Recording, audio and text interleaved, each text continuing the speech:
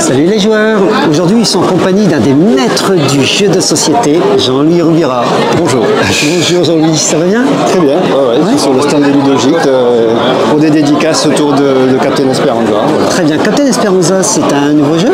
C'est le dernier jeu, oui. Tout à fait. Tu peux nous en dire quelques mots peut-être? Alors c'est un jeu qui est édité par un ami, Gislain Simonin, donc qui a créé sa société d'édition, Print Games. Oui. Alors c'est un jeu qui n'est pas dans la veine de Dixit, des jeux de communication, c'est plus un jeu de stratégie avec une partie de draft et après une partie de pouvoir qu'il faut activer. Voilà, en fait nous sommes des navigateurs au XVe siècle et on essaie de joindre les Indes au départ du port de Lisbonne en apportant le maximum de richesses aux princes des mers voilà, pour conclure un pacte commercial maritime. Voilà. D'accord. Là, toi, tu es un auteur vraiment clairement établi sur Dixit, qui a fait ses preuves, qui a fourbi ses armes sur Dixit. Ouais. Là, on est sur un jeu complètement différent. C'est très différent, oui. Ouais. Ben, c'est vrai que moi, quand je pars dans la création, ça part un petit peu sur des pistes parfois complètement différentes. J'aime bien aussi les jeux de stratégie abstraite, à deux joueurs. Ça peut être des jeux de manipulation de tuiles aussi. Oui. Voilà. J'aime bien explorer différentes dimensions du jeu. Ouais. D'accord, donc là on est vraiment sur vraiment une nouvelle dimension. Comment cet élan créatif, comment ça t'a lancé en fait? Pour ce jeu ou en général? Pour ce jeu, puis après peut-être en général, bien sûr. Ouais, j'ai toujours été passionné par la mer, par les voyages, par les bateaux, parce que je suis du port de Sète, enfin je suis né à Sète. Bon, je ne sais pas si c'est cette influence-là, mais en tout cas j'ai toujours eu envie j'ai toujours essayé de me mettre dans la peau des navigateurs, des explorateurs des siècles précédents, quand ils découvraient de nouvelles terres, voilà. Et c'était une façon, j'avais envie de permettre à des joueurs de vivre cette expérience. C'est pour ça d'ailleurs que j'ai composé aussi une musique d'ambiance, une bande originale pour le jeu, pour plus d'immersivité pour les joueurs. D'accord. Voilà, ça c'est là.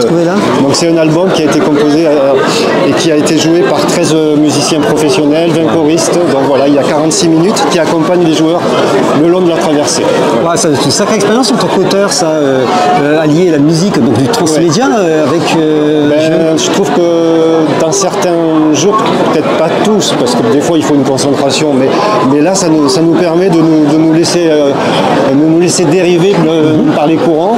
Et je trouve que de plus en plus les joueurs aiment bien avoir une playlist pour accompagner une partie de jeu. Tout à fait, c'est vrai. Donc comme je suis musicien, je trouvais ça naturel de composer ma propre playlist. D'accord, tu fais quel instrument? Du piano, mais voilà, après je compose sur logiciel, Logic Pro, et après je travaille avec des musiciens pro. D'accord. Ouais. Et alors donc cette bande, tu l'avais créée avant le jeu ou après? Après le jeu. Après le jeu. Ah, donc t'as pas été inspiré par la bande, tu l'avais peut-être dans la tête, je sais pas?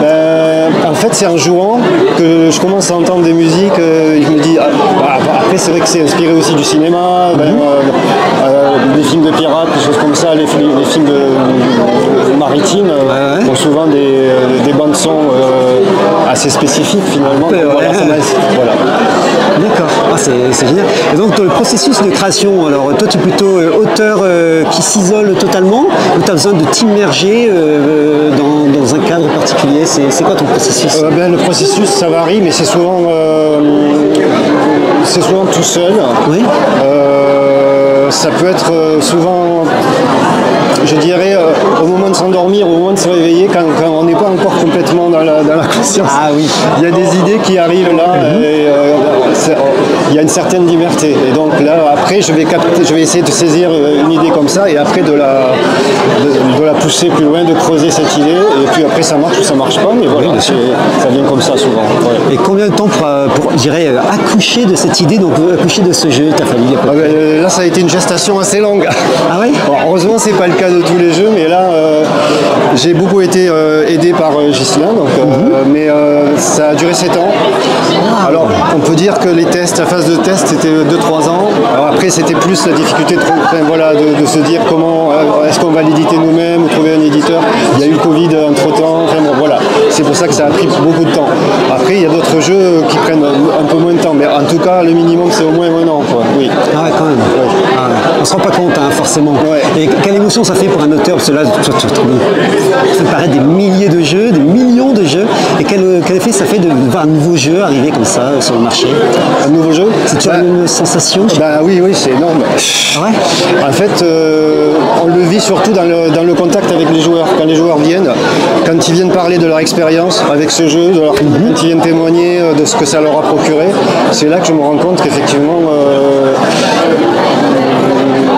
c'est extra, quoi. Enfin, moi, c'est nourrissant et puis on voit que ça apporte quelque chose aux joueurs. Donc c'est là que c'est très gratifiant. Ouais. Et si par exemple tu devais rencontrer un créateur de jeu, quel conseil tu pourrais lui donner? Alors, je pense qu'il faut pas rester seul. Je pense que dans le processus de créateur, moi je suis seul, mais après, je pense qu'il faut beaucoup faire. Bon, il faut d'abord tester le jeu. Il faut énormément le tester. Ça, c'est. Il y a de l'équilibrage à faire. Il y a beaucoup de choses. Et vraiment écouter les retours. Parce que, par exemple, avec Ghislain, lui, il m'a dit, mais c'est bien, mais c'est un peu trop compliqué. Il faut simplifier. Alors au début, j'avais envie de garder un peu le bébé comme ça et de pas trop bouger les règles. Mais je me suis rendu compte qu'il avait raison. Donc il ne faut pas hésiter à écouter les conseils des pros, les prendre en compte. Parfois on part d'une idée, mais après en testant le jeu, on se rend compte que y a des choses qui ne fonctionnent pas trop bien. Donc il ne faut pas hésiter aussi à dériver, à chercher d'autres pistes. Des fois le produit final il n'est pas tout à fait en rapport avec ce qu'on avait pensé au début, mais c'est pas plus mal. Donc ne pas hésiter à beaucoup tester, à entendre les retours, parce que les retours, je dirais, de l'entourage, c'est intéressant, mais les retours des professionnels, si on peut en avoir, c'est vraiment très précis, c'est rigoureux, et c'est exigeant. Parce que en tant qu'auteur, on n'a pas forcément aussi conscience de la demande au niveau commercial, de la demande des boutiques. Ouais, forcément. Et aujourd'hui, c'est très exigeant, parce qu'il y a quand même beaucoup de jeux qui sortent, donc il ne faut pas hésiter à s'entourer, à avoir des avis. C'est vrai qu'on est dans un monde actuellement, le jeu explose. Qu'est-ce que tu en penses? C'est bien ça ou ça te fait un peu peur? Non, c'est bien, moi, je pense. Après, c'est vrai que tous les jeux qui sortent ne vont pas forcément tous vivre leur vie. Sûr, oui. Mais en tout cas, ça crée une offre pour tous les publics. Donc ça, c'est positif. Après, c'est vrai que ça évolue très vite. En fait. Donc il faut que nous, on s'adapte aussi à la demande. Ah non, c'est certain. Ouais. Bon, très bien. Écoute, je te remercie pour cet instant consacré au Ludogite. Et puis, un grand merci à toi. Et puis, je ne vais pas prendre plus de temps. Et donc, on va se souhaiter un au revoir. Salut les joueurs. Au revoir.